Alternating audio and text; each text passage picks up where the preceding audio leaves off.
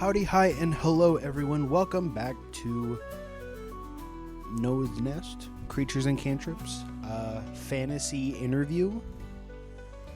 This is a show where I will interview different fantasy occupations, striving from medieval to sci-fi to horror to pretty much whoever interests themselves in coming to do an interview. I have a couple on my list and I'm unsure of what comes in, but supposedly one's coming in soon. I'm here for the interview. Yeah, come on in. It says you're for the Broken Robot Scavenger? Yeah, I'm a scavenger for broken robots. I'm sorry to ask, but how old are you? 14? Oh, it didn't say how old I had to be. If it didn't say, I'm not going to worry about it. Go ahead and talk about your day-to-day life. Okay. First of all, hi. I'm Timothy, and I'm a broken robot scavenger. My day-to-day thing is pretty grueling, in my opinion. I am an orphan, so I don't really... I am by myself. But my normal day-to-day is... I wake up at my makeshift tent. I live in the local junkyard, where most of the robot parts and extra technology kind of lays there to die. Most of the time, each day I check a different sector. There's 6 different sectors, and one day I just go. I do a day of rest. So different sectors have different things. Sector A has mainly different gears and gizmos that are more along the lines of just exploded or destroyed. Sector B has more of like the actual technology and wires and stuff that I actually might need. Sector C might have full-on robots, but they might have already been scrapped for most parts. So mainly the exoskeleton or endoskeleton is kind of just what remains. Sometimes I get some things from there too. Sector D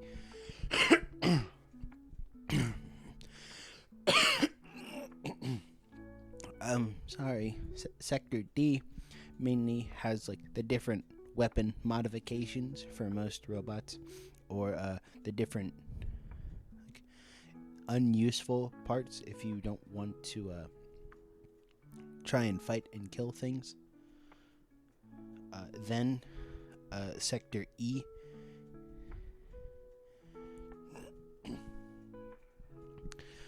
Sector E, more along the lines of, has more of the dangerous things. That one is more guarded. This might have more biotech, maybe more dangerous things such as actual weaponry or like lasers for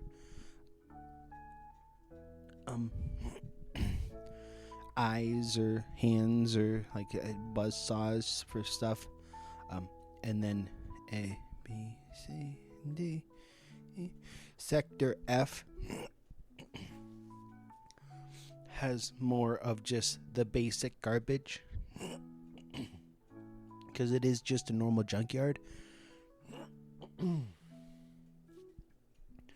That one might just have more just food garbage or other disgusting things, but sometimes some people throw in like glass, which can be useful for different eyes and stuff for different scrap, and sometimes people bring in or throw away actual wood, and wood is very useful for me because it helps me make my tent/home better.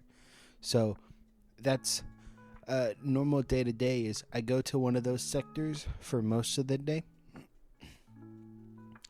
And like after most of the day, I then go to all of these different local shops to try and sell that extra stuff, where I could get some gold, some platinum, not really platinum because that's not very unheard of, copper, silver. It's mainly more silver and copper on the rare occasion if I get something real good. Like go into sector E or F, no, E. Yeah. I could get like a gold or two, and that could like feed me for 2 or so days, which is very, very good in my opinion. After I go and talk to all of the different shop clerics and different things, it's more along the lines of I after that I go eat as best as I can of what I got, and by the time I get done I have to go home back to the junkyard, but it's usually closed by then, so I have to find in my own secret way to get in there. But I've done this so much that I've been able to get in there without really any issue, and then I really just go to bed. So in this, I'm gonna ask you a couple questions, talking about different things about your occupation or what you do for a living. So first one for you: what is the rarest or strangest piece of robot tech you actually have ever found?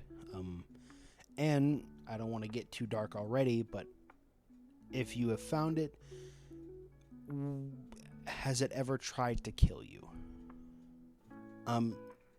So some of the weird things that I have found is more in Sector E, but I have found other things. So there were these arms. I'll give you some examples. I found some of these arms that were like fully... Have you thought of like the big gigantic mechs? Think of half that size. But I was able to take different pieces and parts and everything to hopefully... Because most of the pieces from those big arms are just metal, and a lot of the blacksmiths mainly take those. But if we're going for rarest or strangest, it's more along the lines of Sector E, where I actually found like a physical core to make a robot come back alive, and I've been trying to create one on my own for a while now, but every single time I do that, it's more dangerous because I have to find a way to keep it stable, and most of the time here, if I'm not able to get into Sector E, I'm not going to try to make a fully robot because most of the supplies is in Sector E. If I ever tried to put it together without all of the components, I probably would end up dying, or in other cases not be here anymore. Okay, I got another question for you. Do you ever feel bad for scavenging parts from robots that might have a bit of quote-unquote spark left in them? All the time, because I see all of these different robots. Some of them are still moving, but like unable to move from like a missing leg or some arms or something. But like the core is still perfect, but I can't take out the core without feeling bad. And most of the time after you take out the core, most of it just gets destroyed and is barely even capable of staying afloat. after it's out. So sometimes I have to take out the core because I feel bad, because I know no one is going to come and rescue him. But sometimes I try and find bits and pieces to just like quickly put it back on for it to move again, to do something that it wants to do. But sometimes I physically can't do that, even though I really want to help. And I got one more question, and then if you have anything else, you can let me know. How do you tell the difference between junk and treasure in your scrapyard that could be possibly full of different cursed machinery or maybe even ancient things? Sometimes it's hard for me to tell between junk and treasure unless it is actually covered in gold or like an actual core, because most of the time wires and metal scrap and different ores are just great to sell,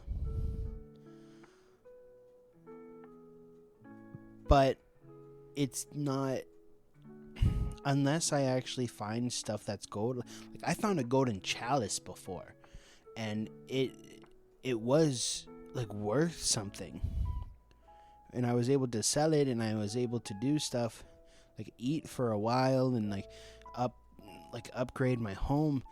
But other than that, I can't really do much to it. Other than that, there's not really any. There might be cursed machinery, but it's hard for me to tell, because most of the time, most of the robots that have some spark left in them can't move at all. So I can't really say that they're cursed because they haven't done anything or can't attack or can't move. But it's also, I can't really tell very well between junk and treasure most times. Well, that was very... I feel bad for the hardship that you've been through, but that is a very interesting day-to-day life for a broken robot scavenger. Do you happen to have any other questions for me?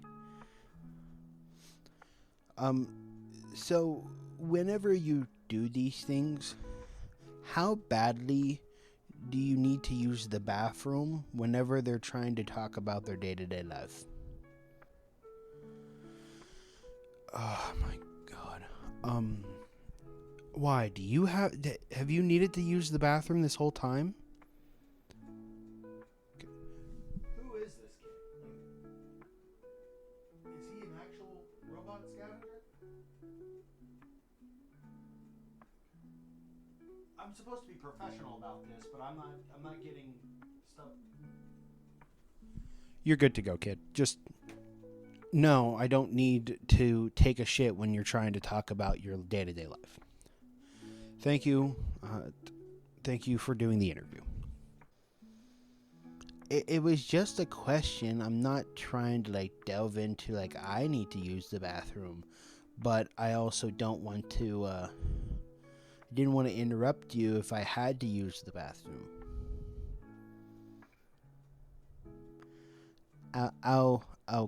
I'll go. Thank you for your time. Bye. Come on, guys. I'm trying to be professional about this. I don't want to just try and be the best of my capability and then just get asked, oh, do you take a shit? Do you need to take a shit when I talk about my day-to-day life?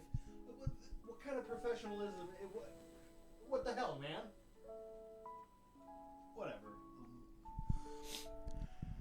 Thank you all. Thank you all for listening to this interview. Hopefully, whenever another one comes up, I hope it's better for you all, and I hope I don't get different. I hope I get better questions if they come to ask.